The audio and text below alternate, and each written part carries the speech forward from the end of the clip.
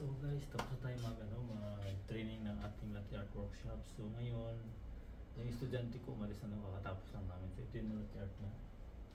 So although pangatlong araw namin training ngayon, yung una at saka pangalawa hindi ko na videohan mo kasi walang tayo mag-upload. So ngayon nag-video tayo. So meron tayo itong day 3 of training ng ating latte art workshop. So kung kayo guys ay taga Jeddah, taga Saudi Jeddah, taga KSA, ngayon nandito sa Saudi Jeddah, sa may sa KSA na sa Jeddah.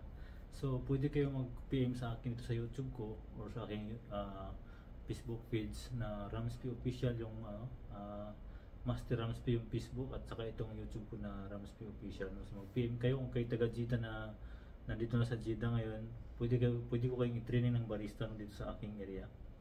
So yan lang guys, PM na kayo kung sino gustong matutong magbarista, mag-latte art, maggawa ng hot and cold drinks, mag-calibration, basta lahat ng barista na ng mga work, no. So PM na kayo sa akin, kasi dito tayo sa Jeddah ngayon, nagpapatraining ngayon. So yan guys, ang ating ginawa ngayon ng estudyante, tapos na sila. Isa lang pala ngayon ang ating estudyante na tapos na siya ngayon ng training. So maglilinis tayo ngayon sa ating palibot, sa ating training area. So thank you guys.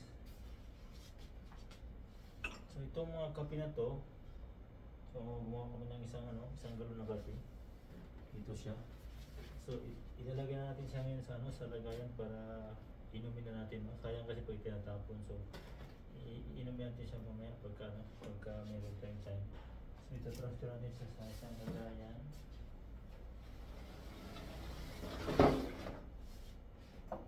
Transfer na natin kasi sayang kasi guys kung itatapon. Transfer natin. Transfer. Okay.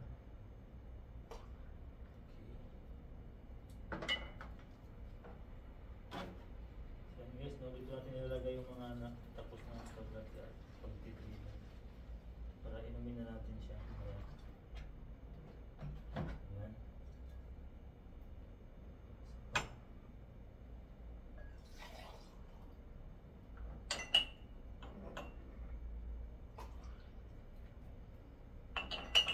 Araw-araw guys, nilalagay ko dito sa lagayan niya, no, yung mga napag-trainingan namin na kape para mainom pa namin, mainom ko pa mamaya or sa sunod na araw. At minsan inuuwi ng estudyante ko ito, minsan yung kape.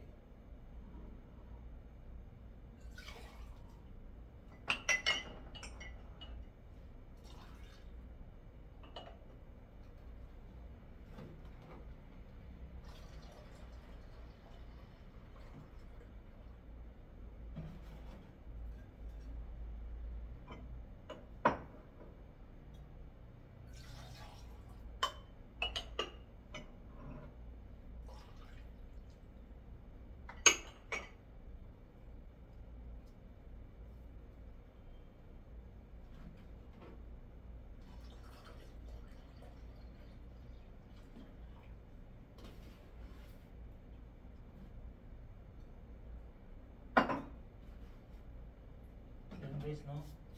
Araw-araw kami nag-practice at saka itong mga whisk na coffee pinapalamig ko at saka iniinom ko din.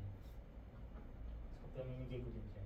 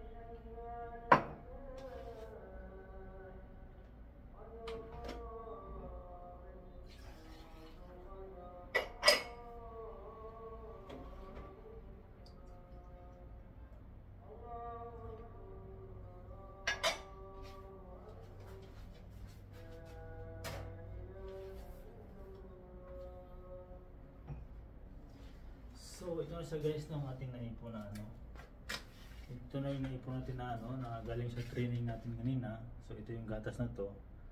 Papalamigin ko ito tapos mamaya iinumin natin. At saka minsan, araw-araw dinadala nila to sa, ano, sa training. Pagtapos ng training, dinadala nila to sa bahay nila at saka doon sila nagiinom yung mga estudyante ko.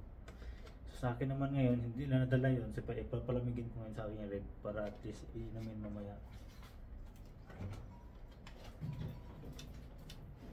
Yan lang guys, no?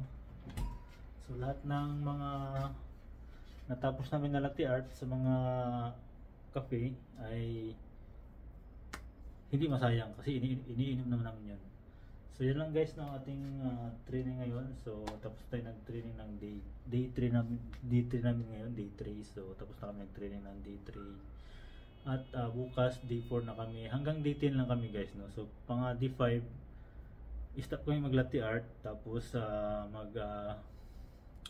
mag-focus kami sa brewing naman sa may B60, mga Aeropress, ganyan, mga siphon. Basta after ng 5 days ng latte art namin, kasi medyo marunong naman yung ano ko, yung estudyante ko, no, na mag-latte art. So hindi na kailangan ng pahabain pa kasi para yung expenses medyo maliit ng konti. So yan lang guys.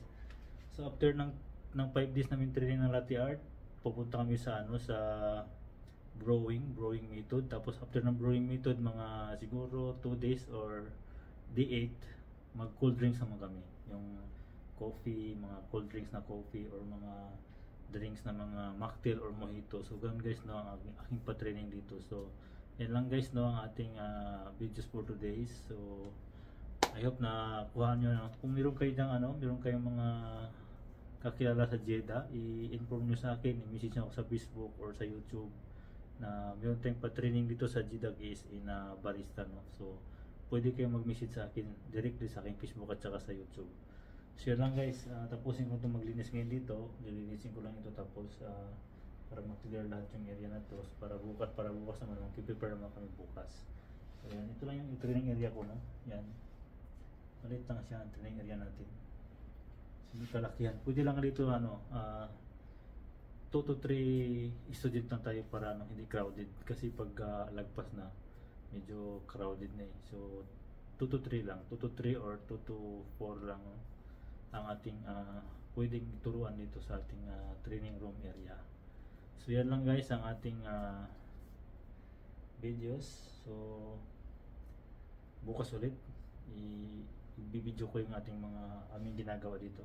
So yan ang aking machine, maliit lang, maliit yung machine ko dito. So yan lang guys, thank you for watching sa ating lahat yan. So babo.